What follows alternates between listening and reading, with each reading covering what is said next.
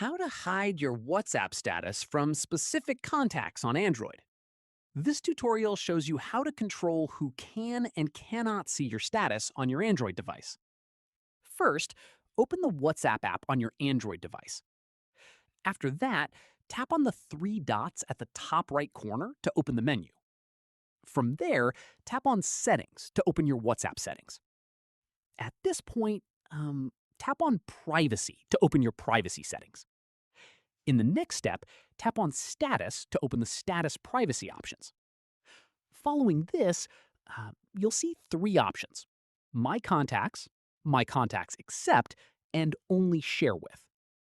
Once done, tap on My Contacts Except if you want to hide your status from specific people while keeping it visible to everyone else. From here, a contacts list will appear. Scroll through and tap on the contacts you want to hide your status from. At this stage, tap Done or the check mark to confirm your selection. Finally, your status will now be visible to all your contacts except the ones you selected. And that's it. If this WhatsApp guide helped you hide your status from specific contacts, give it a like, subscribe for more WhatsApp tutorials, and tap the bell icon for updates. See you in the next one.